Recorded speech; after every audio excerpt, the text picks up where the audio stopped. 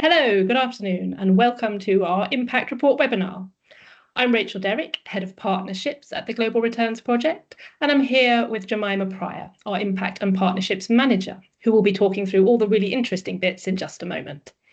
We'll start with a brief intro to GRP for the benefit of those of you who are new to us, before we move on to the main body of the session, where Jemima will talk through some of the amazing work achieved by our charities over the last 6 months.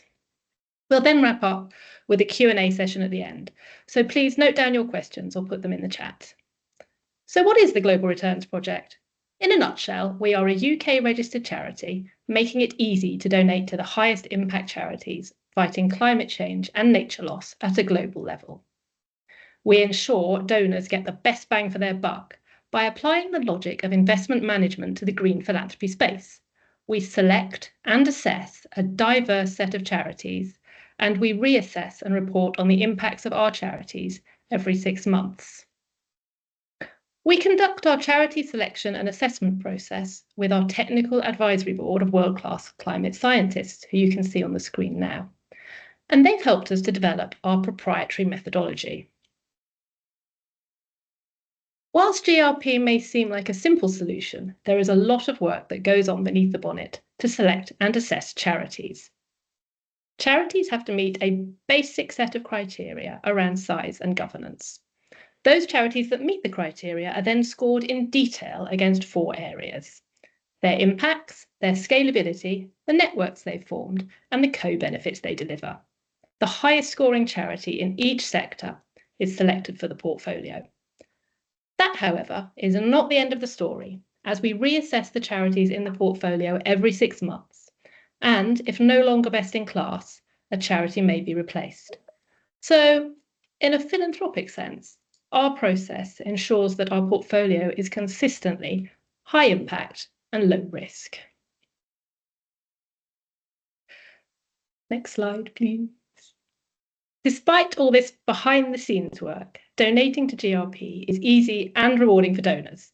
Donations can be made on the website or via bank transfer, and all donors receive 6 monthly impact reports and invites to our regular in-person networking events with expert speakers. Donors can be as involved or uninvolved with GRP and the underlying charities as they like. And just to reiterate, 100% of donations go to the charities with no deductions. Whilst Jemima will talk in some detail about the funding we've given to the individual charities, I'll just finish this quick introduction with an overview of our progress. As you can see, our unique model has gained momentum over the last few years, and in the last financial year, we raised twice as much as the previous year. As well as a growing pool of individual donors, we now have only over 40 corporate partnerships. So without further ado, I'll hand over to Jemima. Thanks, Rachel. Welcome, everyone. As Rachel said, I lead our charity selection and assessment process here at GRP, and Rachel's broad overview of our methodology encompasses how we approach selecting our charities, but also that we continue to monitor their work once they're in the portfolio. This means that we're particularly keen to share the incredible work that they're doing and that they're carrying out across the globe at all times. And a key part of this is producing biannual impact reports for our donors, just to give an insight into where the donations are going. And also we like to make that as accessible as possible through webinars like this one. Our portfolio is designed to address the wide variety of work needed to address climate change, which encompasses both on the ground and systemic action, and means that through GRP, donors are simultaneously protecting the oceans, planting and restoring trees, and advocating for legal and corporate change. I'll come back to the exciting expansion of the portfolio that's mentioned on this slide after a whistle-stop tour of what our charities have been up to in the past 6 months and what to look out for before our year-end impact report in April. First, let's take a look at the charities in the portfolio that prioritise systemic battles. These address the root causes of environmental degradation and build the frameworks needed for sustainable and accountable practice. ClientEarth are environmental lawyers, and in the past 6 months, we've seen how they continue to prioritise the longevity of their work. This means taking cases back to court to ensure their enforcement and representing the invaluable role of leveraging the law to protect the environment all over the globe. For example, in May, ClientEarth won against the UK government for a second time at the High Court. The ruling found that the national climate strategy is inadequate, and the Labour government now has until May 2025 to lay out a new plan before Parliament in order to meet its legally binding carbon budgets. In the next 6 months, look out for ClientEarth's updates on their recently filed complaint to the French financial regulator, urging it to investigate BlackRock over claims of misleading investors. Its so-called sustainable funds have been found to pour over $1 billion into fossil fuel investments. And so this case could act as precedent setting by creating a new standard for finance and testing what's meant by sustainable in the marketing of investment funds for the very first time. Global Canopy worked to target the market forces that destroy nature by supplying insightful information and training to companies, financial institutions, and governments. Extremely exciting in their recent work is their increase in activity in South America, both through establishing new data sets, but also using them for training and equipping financial institutions and organizations. They've been running workshops with South American banks to train them to comply with environmental recommendations and legislation, such as the TNFD guidance, which Global Canopy itself developed some years ago. In early December, Global Canopy launched Floresta 250 Cattle, which is a data set that focuses on deforestation on supply chains in Brazil. This contributes significantly to Brazil's aim to end deforestation by 2030. And deforestation for cattle expansion in Brazil emits almost as much greenhouse gas each year as the whole Italian economy. So far, the dataset has assessed 175 companies for their links to leather and beef trade, and is also looking for their commitments to end deforestation. At London Climate Action Week in June, Global Canopy launched the DEFT pathway, which mobilises Global Canopy's data to provide financial institutions with practical and time-bound expectations for deforestation-free action by the companies that they finance. This will be launched next year, and so keep an eye out because it will allow the finance sector to scale up much-needed action on deforestation. Then we move on to the section of the portfolio that acts as key protectors of vital ecosystems and have a proven track record in combating deforestation. Trillion Trees operates as an alliance of the 3 biggest conservation charities in the world: WWF, Wildlife Conservation Society, and BirdLife International, allowing it to plant the right trees in the right places and working to protect and restore forests all over the world. This is particularly through their Reforest Fund, which donations to the Global Returns Project are directed towards. This has already grown over 460,000 trees through methods such as restoring agricultural areas in Laos, as shown here. It also works to benefit community members through landscape programs such as Foresters for the Future in Tanzania, which offers agroforestry training and microfinance mechanisms. This program has been particularly successful in recent months in the Rovuma landscape, which borders northern Mozambique. The area is richly biodiverse and is home to over 2,000 species of plants and one of East Africa's largest elephant populations. Trillion Trees have established tree nurseries in schools in Matama and Kitere, and the wider program works with more than 250 local communities. In the next 6 months, Trillion Trees will continue to expand its program, particularly its monitoring of tree health and tree growth through the 4MAP toolkit that allows real-time reporting on the interventions of local groups.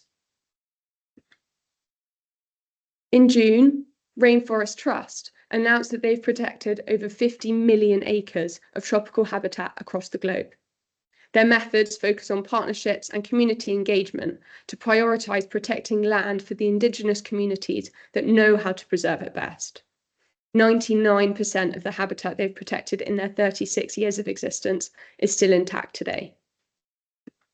In the past 6 months, the value of global returns projects funding in particular has become even clearer, as a grant made in 2022 by GRP towards the Annamite Mountains, which across the Laos-Vietnam border, has shown some real impact.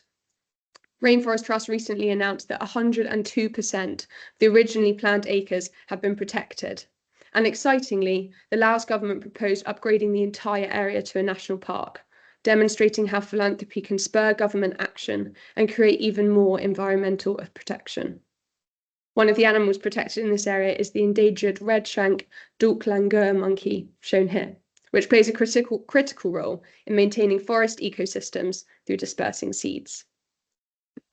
GRP have recently begun directing our funds towards a project in Bolivia, which is being match funded through Rainforest Trust. It aims to secure 2 million acres of the Amazon rainforest through creating protected areas in the Pando region. Simultaneously, this protects the livelihoods of the local communities and their income through growing plants such as the Brazil nut, but also the biodiversity of the region through providing a habitat for animals such as the giant otter.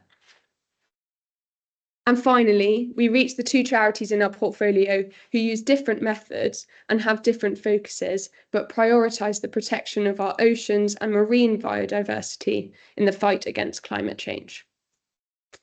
Blue Marine's model works through establishing and enabling local groups to carry out action, policy change, and advocacy work. This is alongside using research to produce policy briefs, which facilitates long-term systemic action.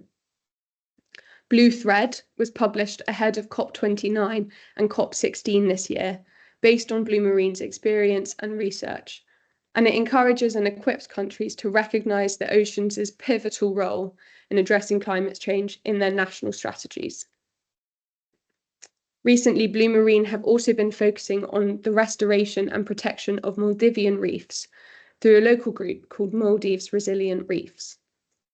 In August, the President's office decided against reissuing longline tuna licenses after pressure from local groups.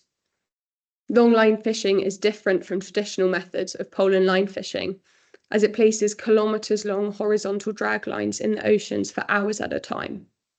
These can entangle and drown endangered seabirds, turtles, manta rays, and sharks, amongst many others. In the next 6 months, Blue Marine have a real push on a campaign to prevent the possible extinction of African penguins.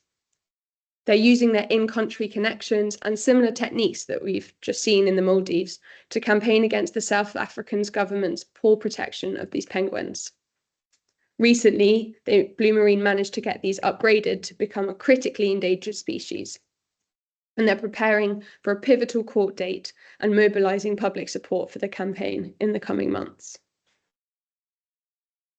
Whale and Dolphin Conservation work with corporates and supermarkets to audit their supply chains and prevent bycatch, as well as collecting research for the International Forum and having designated projects and centres as conservation bases. A large part of their work, however, is establishing important marine mammal areas and also putting in place monitoring agreements for these, which lead to the highest levels of marine protection. Monitoring agreements ensure that a reduction in ship strikes happens and also a protection of feeding grounds for marine species. And in the past 6 months, Whale and Dolphin Conservation have implemented new monitoring agreements for 5 IMAs off the coast of both eastern Brazil and Oman. They also recently held 13 meetings with countries about integrating animal population recovery into their nationally determined contributions across the board at international conferences. Whale and Dolphin Conservation's networks and campaigns in Norway are growing, and a full-time Norway team has joined their lead. Through this, they're able to coordinate campaigns with local groups and facilitate meetings with governments, and aiming to end what is the deadliest whale hunt in the world. That's it for our portfolio. But of course, these charities are carrying out a wide variety of even more brilliant work. We just wanted to draw your attention to a few highlights. You can take a look at our mid-year impact report, which is now available on our website and through our LinkedIn for even more detailed reviews of what our charities have been up to. Excitingly, as I mentioned at the beginning, in our next impact review, we'll be able to highlight the work of a 7th charity. The process of this edition plays much into our methodology, and the work put into this means that we can identify a sector or an area of climate action that's being currently not necessarily addressed by a portfolio of charities.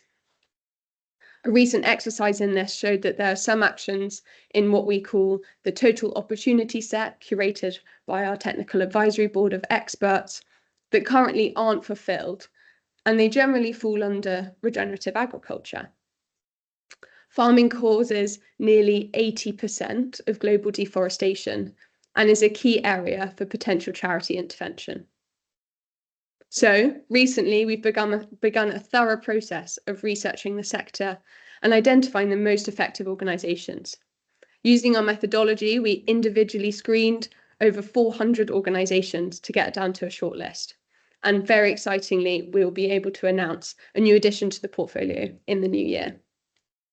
So thanks for listening to me, and I'll hand back over to Rachel. Thank you, Jemima, for that inspiring overview. I, for one, am extremely excited to see what next year holds. Before we move on to our Q&A section, I'd just like to draw your attention to an upcoming event we're putting on. It's an evening with Zach Goldsmith, amongst others, exploring philanthropy's unique and critical role in tackling climate change and nature loss. We've put the link to the event registration page in the chat, so please do sign up. And this year we have also made some Christmas cards. We have a range of exclusive digital Christmas cards available. Again, the link is in the chat. And finally, just for our Christmas products, we have also produced some gift certificates, perfect for that friend or relation who has everything. Please contact us directly to arrange a paper or a digital version. So if anyone has any questions about Jemima's review, please type them into the chat or, I guess, raise your hand. You can always contact us with questions separately. I don't see any hands. Do you see any hands, Jemima? I can't, but you probably see the window better than me. Well, in that case, I think it brings us to the end of our session. So all that remains to say is thank you so much for joining us today. Do drop us a note to tell us how you found the session. We're always keen to improve. And we wish you all a very happy and relaxing holiday.